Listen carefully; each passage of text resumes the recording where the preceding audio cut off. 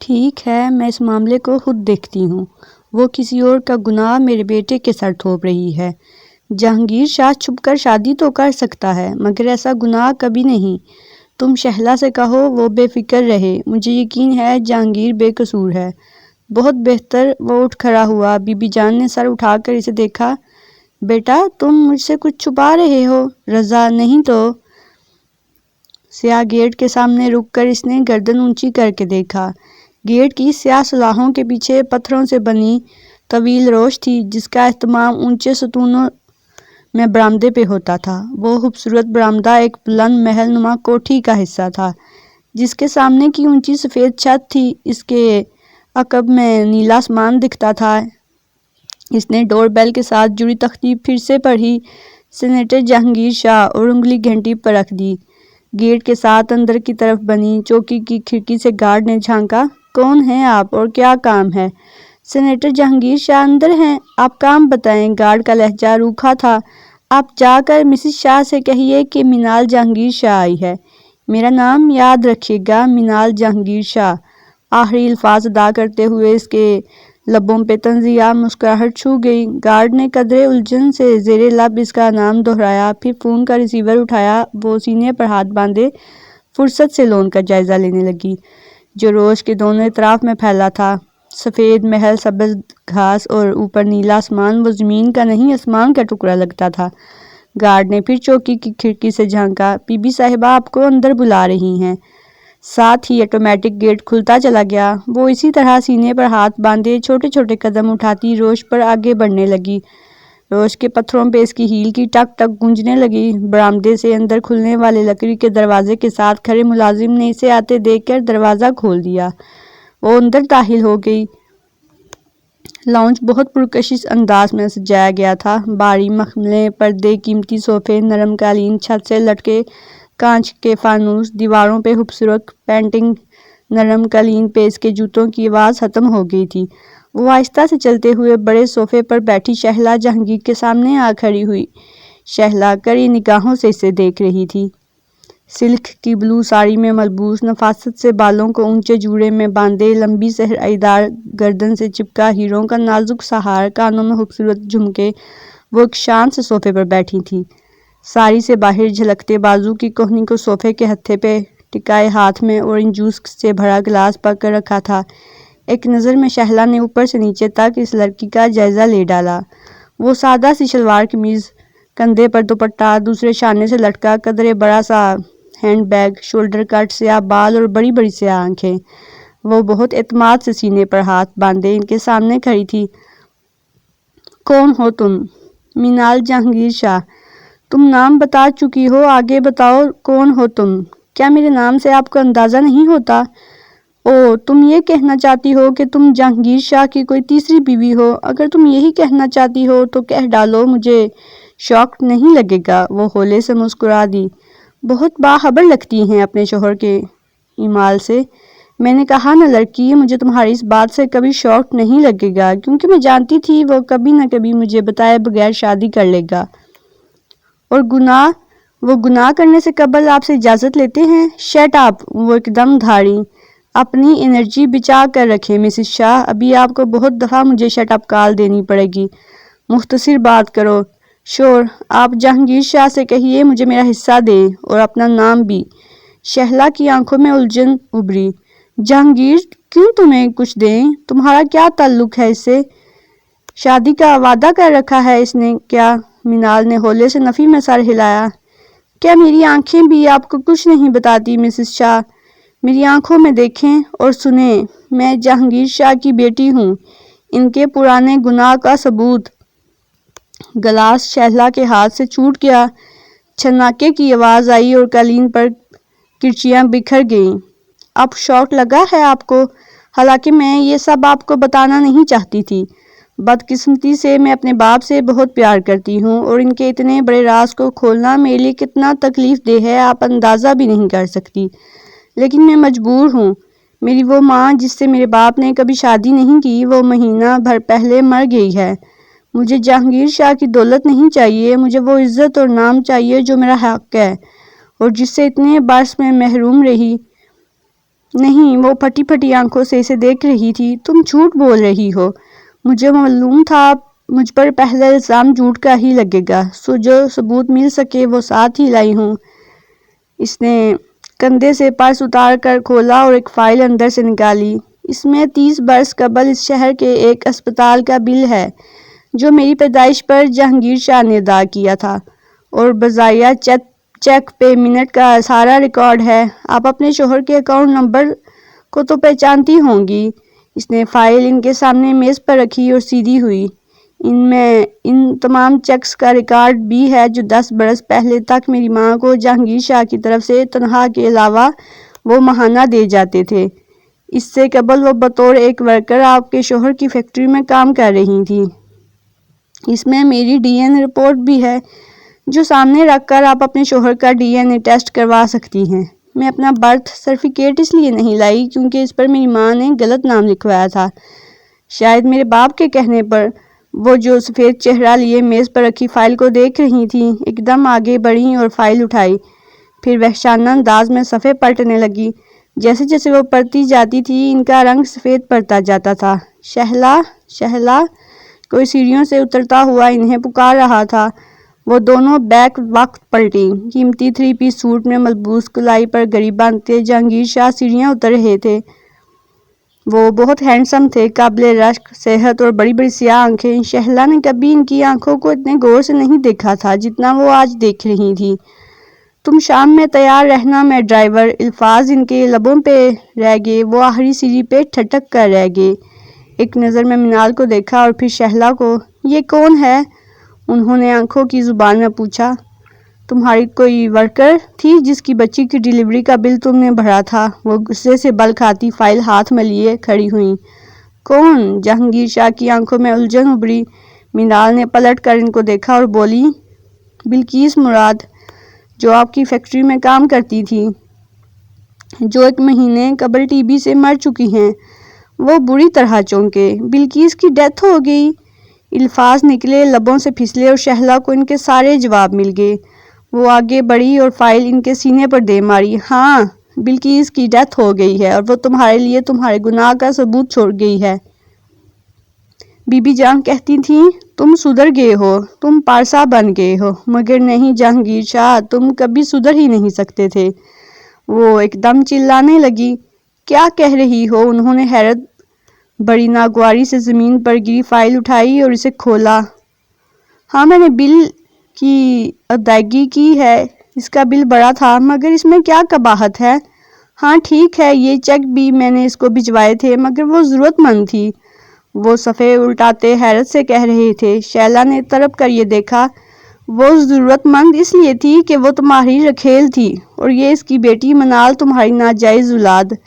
ایک جھٹکے سے جہانگیر شاہ نے سر اٹھایا۔ میری اولاد؟ کیا بکواس ہے یہ؟ وہ اسے دیکھ کر گرجے، جو قدرے فاصلے پر کھڑی تھی۔ میں اپنا نام اور اپنا مقام لینے آئی ہوں سر، یا شاید مجھے آپ کو پاپا کہنا چاہیے، جیسے آپ کے باقی بچے کہتے ہوں گے۔ وہ بولی تو اس کی آواز میں صدیوں کی تھکن تھی۔ کیا بک رہی ہو؟ میں تمہیں جانتا تک نہیں ہوں۔ انہوں نے فائل پوری قوت سے زمین پر دے ماری۔ مگر تم بلقیس کو تو جانتے ہو جہانگیر، تمہارے چہرے پر اس کا نام سن کر آنے والے تاثرات ہی مجھ سب کچھ سمجھا گئے ہیں۔ تم نے اچھا نہیں کیا جہانگیر، اتنا بڑا گناہ۔ شہلا، شہلا، میرا یقین کرو یہ لڑکی جھوٹ بول رہی ہے۔ ان کا غصہ اب پریشانی میں ڈھلنے لگا تھا۔ یہ میری جائیداد کے پیچھے ہے، اسکینڈل بنا کر مجھے بلیک میل کرنا چاہتی ہے۔ مجھے آپ کی جائیداد نہیں چاہیے۔ اس کی آنکھوں سے آنسو گرنے لگے تھے۔ مجھے صرف اپنا نام، آپ کا پیار چاہیے۔ آپ جانتے ہیں میں آپ کی بیٹی ہوں، پھر آپ مجھے اپنا کیوں نہیں لیتے؟ بند کرو بکواس اور نکل جاؤ یہاں سے۔ Guard, guard! وہ غصے سے کانپتے نوکروں کو آوازیں دینے لگے تھے۔ منال نے گالوں سے آنسو ہتھیلی کی پشت سے پونچھے، جھک کر زمین پر گری فائل اٹھائی اور سر جھکائے دروازے کی سمت چل دی۔ اگر آج کے بعد تم مجھے اس گھر میں دکھائی دی تو میں تمہاری جان لے لوں گا۔ اتنا بڑا الزام لگاتے ہوئے شرم نہیں آئی تمہیں؟ بلقیس پر کتنے احسان کیے میں نے اور تم مجھے یہ صلہ دے رہی ہو؟ Get last! وہ سر جھکائے فائل سینے سے لگائے ہاتھ بڑھا کر دروازہ کھولنے ہی لگی تھی۔ رکو لڑکی، شہلا تیزی سے آگے بڑھی۔ منال نے ایک دم پلٹ کر پیچھے دیکھا۔ تم کہیں نہیں جاؤ گی۔ اگر تم اس شخص کی بیٹی ہو تو یہیں رہو گی جب تک فیصلہ نہ ہو جائے۔ شہلا، یہ لڑکی فراڈ ہے۔ تم کیا کر رہی ہو؟ میں نے کہا نا جہانگیر، یہ لڑکی تب تک اس گھر میں رہے گی جب تک یہ ثابت نہیں ہو جاتا کہ یہ تمہاری بیٹی ہے یا نہیں۔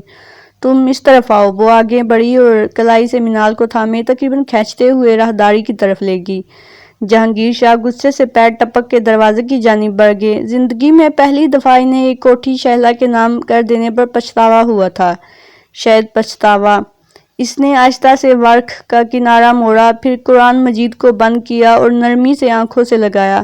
دور دور درختوں پر چڑیاں بولنے لگی تھی۔ اس سہانی صبح وہ برآمدے میں پیچھے تخت پر بیٹھی تلاوت سے فارغ ہوئی تھی اور اب احتیاط سے قرآن پاک کو غلاف میں لپیٹ رہی تھی۔ سفید دوپٹے کے ہالے میں دھمکتے اس کے چہرے پر عجیب سی روشنی چاشنی بکھری تھی۔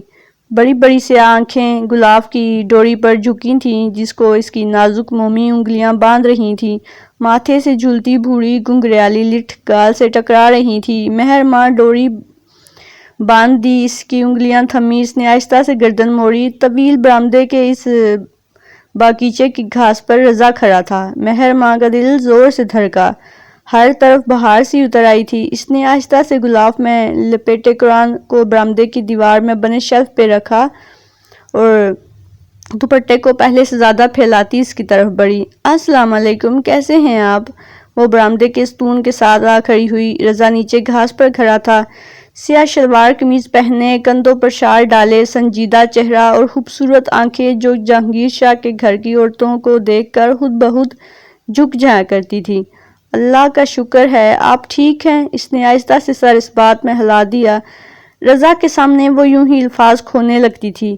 بی بی جان کدھر ہیں؟ مہر ماں اندر ہیں۔ خیریت؟ اسے وہ ذرا پریشان سا لگا تھا۔ نہیں خیریت نہیں ہے، آپ بی بی جان کو بلا دیں، مجھے ان سے ضروری بات کرنی ہے، آپ اندر آ جائیں۔ اس نے راستہ چھوڑ دیا۔ وہ حد سے زیادہ تکلف اور احتیاط کا قائل تھا۔ جب بھی شہر سے آتا گھنٹوں حویلی کے برآمدے میں کھڑا رہتا اور جب تک بلایا نہ جاتا وہ اندر قدم رکھنے کا عادی نہ تھا، لیکن اب کہ وہ ایک طرف ہوئی تو وہ تیزی سے اندر کی جانب بڑھ گیا۔ ایسی کیا ضروری بات ہے جو فون پہ کرنے کے بجائے وہ خود چلا آیا ہے؟ مہر ماں کو ایک نئی پریشانی نے انگ گھیرا۔ وہ لب کاٹتی اس کے پیچھے ہو لی۔ وہ بی بی جان کے کمرے کے باہر دروازے پہ دستک دے رہا تھا۔ مہر ماں کی طرف اس کی پشت تھی۔ آ جاؤ مہر ماں، بند دروازے کے پیچھے سے آواز آئی۔ میں رضا ہوں۔ ارے رضا، آؤ آؤ۔ رضا نے دروازہ دھکیلا۔ وہ چڑھ کی آواز کے ساتھ کھلتا چلا گیا۔ مہر ماں کو اندر جانا مناسب نہیں لگا۔ وہ وہیں دیوار کی اوٹ میں کھڑی ہو گئی۔ اس کی سماعت ان دونوں کی گفتگو پہ مرکوز تھی۔ کیسے آنا ہوا صبح ہی صبح؟ رضا دروازے کی درز سے انہیں دیکھا۔ وہ ادب سے ان کے سامنے سر جھکائے بیٹھا تھا۔ مجھے شہلا بی بی نے بھیجا ہے۔ خیریت؟ بی بی جان کی آواز میں پریشانی در آئی۔ بولو رضا۔ وہ کافی دیر خاموش رہا۔ بی بی جان کو کہنا پڑا۔ عجیب سی بات ہے بی بی جان، تم کہہ ڈالو۔ آج شہلا بی بی کے پاس ایک لڑکی آئی ہے اور اپنا نام منال بتاتی ہے اور کہتی ہے کہ وہ جہانگیر شاہ کی بیٹی ہے۔ مہر ماں نے بے اختیار سینے پر ہاتھ رکھا۔ کیا کہہ رہے ہو رضا؟ کون ہے وہ؟ کون ہے اس کی ماں؟ وہ کہتی ہے اس کی ماں سے جہانگیر شاہ نے شادی نہیں کی تھی مگر خرچہ پانی دیتے رہے ہیں۔ رضا، بی بی جان اتنے کرب سے چلائیں کہ در و دیوار ہل کے۔ جہانگیر کیا کہتا ہے؟ بہت دیر بعد وہ بول پائی تھی۔ وہ انکار کر رہے ہیں۔ تو شہلا کیا چاہتی ہے؟ شہلا بی بی نے اسے گھر رکھ لیا ہے، وہ چاہتی ہیں کہ آپ آئیں اور کوئی فیصلہ ہو تاکہ اس لڑکی کو اس کا حق ملے، اگر وہ سچی ہے تو، اور اگر وہ جھوٹی ہے اس سے سزا دی جائے۔ وہ ان کے سامنے سر جھکائے بیٹھا تھا۔ تم تو ڈاکٹر ہو رضا، تم تو جہانگیر کا پورا ہسپتال سنبھالتے ہو، تم بتاؤ کیا ایک ہی ٹیسٹ سے دودھ کا دودھ پانی کا پانی الگ نہیں ہو جائے گا؟ ان کی آواز کپکپا رہی تھی۔ بالکل ہو جائے گا، اور وہ لڑکی اس کے لیے تیار ہے۔ ٹھیک ہے، میں اس معاملے کو خود دیکھتی ہوں۔ وہ کسی اور کا گناہ میرے بیٹے کے سر تھوپ رہی ہے۔ جہانگیر چھپ کر شادی تو کر سکتا ہے مگر ایسا گناہ نہیں۔ تم شہلا سے کہو وہ بے فکر رہے، مجھے یقین ہے جہانگیر بے قصور ہے۔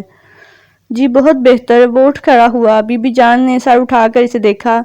تم مجھ سے کچھ چھپا رہے ہو رضا؟ نہیں بی بی جان، تمہیں تب سے جانتی ہوں جب تم 1 سال کے تھے، جب رکھی نے مرتے وقت تمہیں میرے حوالے کیا تھا۔ انہوں نے ایک پرانی مزارن کا نام لیا۔ تب سے تم ہمارے پاس رہے ہو رضا، اب تم مجھ سے کچھ نہیں چھپا سکتے۔ بولو کیا بات ہے جو تمہیں پریشان کر رہی ہے؟ بی بی جان، آپ جانتی ہیں شہلا بی بی نے اس لڑکی کو گھر میں کیوں رکھ لیا ہے؟ جانتی ہوں، شہلا کو جہانگیر پر شک کرنے کی بری عادت ہے۔ نہیں بی بی جان۔ اس نے تعصب سے نفی میں سر ہلایا تو وہ چونکی۔ پھر اس لڑکی کی آنکھیں بڑی بڑی اور سیاہ ہیں، وہ بہت شرمسار لگتی ہیں۔ وہ کہہ کر رکا نہیں اور تیزی سے کمرے سے باہر نکل گیا۔ سینے پر ہاتھ رکھے دیوار کا سہارا لیے کھڑی مہرماں پتھر ہو گئی تھی۔ مس منال نوکر نے اس کا دروازہ بجایا تو وہ جو کروں بیٹھی گھٹنوں پر سر رکھے ہوئے تھی، چونک کر سیدھی ہوئی۔ کم ان۔ دروازہ آہستہ سے کھلا۔ سامنے نوکر کھڑا ہوا تھا۔ میم، آپ کو ڈائننگ ہال میں بلا رہی ہیں، ڈنر کا ٹائم ہو گیا ہے۔ ٹھیک ہے میں آتی ہوں۔ وہ آہستہ سے اٹھی، پیروں میں سلیپر ڈالے اور سنگھار میز کے سامنے جا کھڑی ہوئی۔ اس کا سامان ڈرائیور کو بھیج کر شہلا جہانگیر نے صبح ہی منگوا لیا تھا، جو اس نے ساتھ والی خالہ فیروزہ کے پاس رکھوایا تھا۔ اماں کے مرنے کے بعد جب مالک مکان نے گھر خالی کروایا تھا تو وہ خالہ فیروزہ کے پاس ہی رہتی رہی تھی۔ اس نے آئینے میں خود کو دیکھا۔ سادہ لون کا سوٹ، کندھوں تک کٹے بال اور صاف شفاف سا چہرہ۔ وہ اس گھر کے مکینوں سے کتنی مختلف لگتی تھی۔ کیا وہ کبھی اس کو قبول کر پائیں گے؟ سر جھٹک کر وہ آئینے کے سامنے سے ہٹی۔ ڈائننگ ہال کی چھت سے لٹکے فانوس جدھر جدھر چمک رہے تھے، سارے گھر میں ان کی روشنی پھیلی تھی۔ بڑی سی ڈائننگ ٹیبل کی سربراہی کرسی پر جہانگیر شاہ برجمان تھے۔ سادہ شلوار قمیص میں ملبوس وہ چاولوں سے بھری پلیٹ پر رائتہ ڈال رہے تھے۔ ان کے دائیں ہاتھ پہلی کرسی پر شہلا بیٹھی تھی۔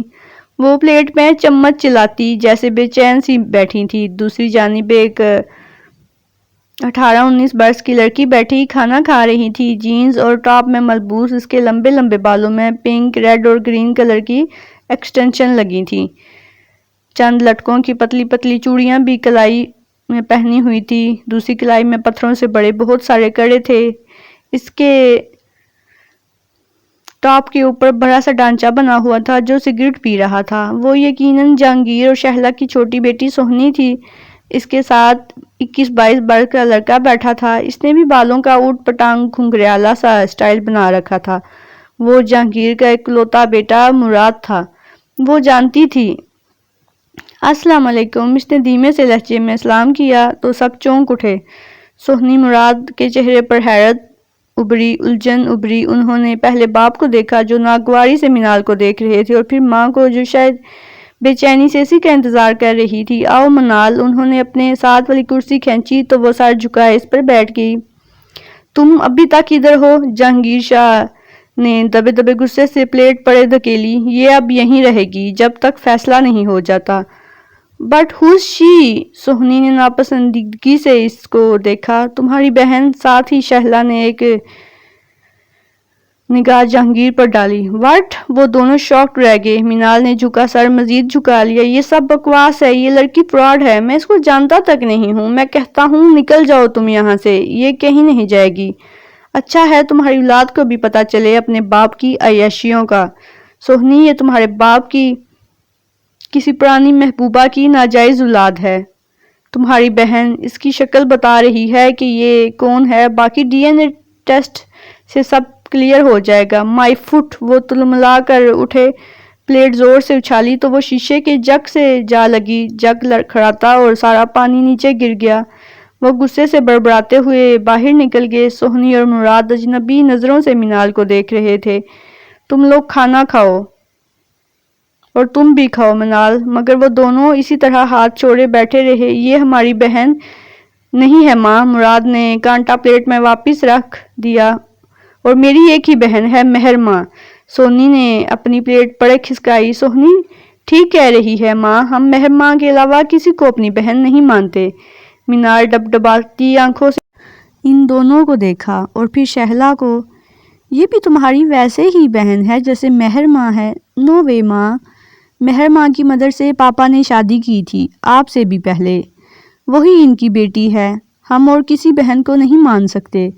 مراد کرسی دھکیلتا اٹھ کھڑا ہوا۔ آپ ہمیشہ سے پاپا پہ شک کرتی رہی ہیں کہ کبھی نہ کبھی ان کی کوئی ناجائز اولاد نکل آئے گی، اسی لیے آپ اس کی بات مان رہی ہیں، ورنہ یہ ہمارے پاپا کی بیٹی کہیں سے نہیں لگتی۔ اس کی آنکھیں دیکھو، مراد شہلا نے کہنا چاہا مگر وہ کچھ سننے کو تیار نہ تھا۔ دنیا بڑی پڑی ہے بڑی بلیک آئز والی لڑکیوں سے ماں، فور گاڈ سیک۔ وہ سر جھٹک کر باہر نکل گیا۔ سوہنی بھی ناک سہراتی اس کے پیچھے چلی گئی۔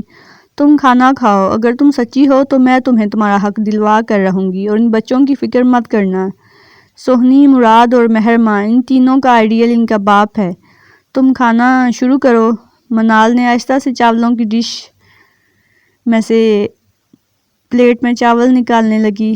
میز کے کنارے پر لڑکھڑاتے جگ سے پانی اسی طرح سے نیچے فرش پر گر رہا تھا۔ بی بی جان، اس نے ہولے سے دروازے پر دستک دی، پھر اسے ذرا دھکیلا۔ وہ اپنے پلنگ پہ بیٹھی تھیں، دروازے کی جانب پشت تھی۔ سفید کڑھائی والے بڑے سے دوپٹے میں لپٹا ان کا وجود مہر ماں کو سوگوار لگا تھا۔ وہ رضا کی جانے کے بعد سے یوں ہی کمرے میں بند تھیں، کھانے کے لیے باہر بھی نہیں آئی تھیں، اور جو ٹرے اس نے اندر بھجوائی تھی وہ یوں ہی انچھوئی واپس آ گئی۔ اس کا دل دکھا تھا۔ کھانا لگ گیا ہے بی بی جان، کچھ تو کھا لیں، آپ نے دوپہر میں بھی کچھ نہیں کھایا۔ وہ فکر مندی سے کہتے ان کے قریب چلی آئی اور سامنے سے آ کر ان کا چہرہ دیکھا تو وہ واقعی بہت سوگوار لگ رہا تھا۔ میں کھا لوں گی مہر ماں، تم یہیں بھجوا دو، جیسے دوپہر میں آپ نے کھا لیا تھا نا۔ ہاں، مجھے بھوک نہیں ہے بچے۔ اسے لگا انہوں نے اینک کے پیچھے ضعیف آنکھوں میں اترنے والی نمی اندر تاری ہے۔ بی بی جان، میری پیاری بی بی جان، یا وہ جیسے سوہنی کہتی ہے مائی ڈیئر گرینی، ایسے اداس کیوں بیٹھی ہیں؟ وہ پنجوں کے بل ان کے سامنے زمین پر آ بیٹھی اور ہاتھ ان کے گھٹنوں پہ رکھ دیے۔ بس طبیعت ذرا سی خراب ہے، اور یہ رضا کے آنے کے بعد ہی ہوئی ہے نا؟ انہوں نے چونک کر اسے دیکھا تو وہ رسان سے مسکرا دی۔ مجھے دیواروں کی اوٹ سے باتیں سننے کی بری عادت ہے بی بی جان۔ تو نے سب سن لیا ہے؟ وہ جیسے پریشان ہوئیں۔ سن بھی لیا تو کیا ہوا؟ مجھے یقین ہے بابا جان بے قصور ہیں، یہ ان کے خلاف کوئی سازش ہے، پر مجھے کیوں یقین نہیں ہے؟ کیونکہ رضا نے کہا تھا اس کی آنکھیں بالکل بابا جان جیسی ہیں۔ اس کے بعد میں کیا یقین کروں مہری؟ ان کی آنکھوں میں نمی در آئی۔ یقین رکھیں بی بی جان، کیونکہ اس سے کچھ ثابت نہیں ہوتا۔ رضا نے تو شاید ہی کبھی بابا جان کی آنکھیں غور سے دیکھی ہوں، ہر وقت تو اپنے جوتوں کو دیکھتا رہتا ہے۔ ارے پگلی، وہ ہولے سے ہنس دی، وہ تو بس عورتوں کے سامنے جھکائے رکھتا ہے، ورنہ تمہارے بابا جان کے ساتھ تو وہ برسوں سے ہے۔ اس کی ماں جب اس کو حویلی میں چھوڑ کر مری تھی تو وہ سال بھر کا تھا اور اب 28 کا ہوگا۔ برسوں کا ساتھ ہے اس کا اور جہانگیر کا۔ صرف اسپتال ہی نہیں سنبھالتا بلکہ زمینوں کے بھی بہت سے معاملات دیکھتا ہے۔ اس سے زیادہ جہانگیر کبھی کسی پر بھروسہ نہیں کرتا۔ آج تک اسے مزارہ کی اولاد نہیں سمجھا بلکہ بیٹوں کا سامان دیا ہے۔ بھلا وہ جہانگیر کی آنکھیں نہیں پہچانتا ہوگا؟ آپ سے بڑھ کر پھر بھی نہیں پہچان سکتا۔ جب تک آپ خود نہ دیکھ لیں کوئی فیصلہ نہ کریں۔ اب کون سے فیصلے رہ گئے ہیں مہر ماں؟ انہوں نے دوپٹے کے پلو سے آنکھوں کو پونچھا۔ میرا برسوں کا مان ہاک میں مل گیا۔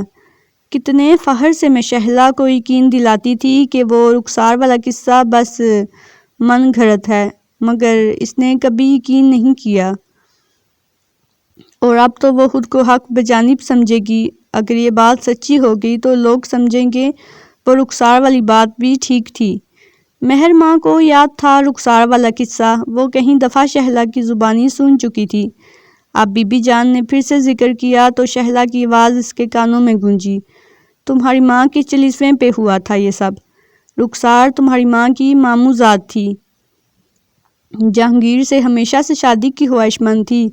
خیر 40ویں کے روز جب حویلی مہمانوں سے بھری تھی، اوپر سے جہانگیر کے کمرے سے شور بلند ہوا۔ سب دوڑے دوڑے گئے تو رخسار بال بکھیرے، لباس پھاڑے چلا رہی تھی۔ اس نے جہانگیر پر زبردستی کرنے کا الزام لگایا تھا۔ یہ خود اس کے کمرے میں گھس کر اسے پھنسانے کے لیے ڈرامہ کر رہی ہے۔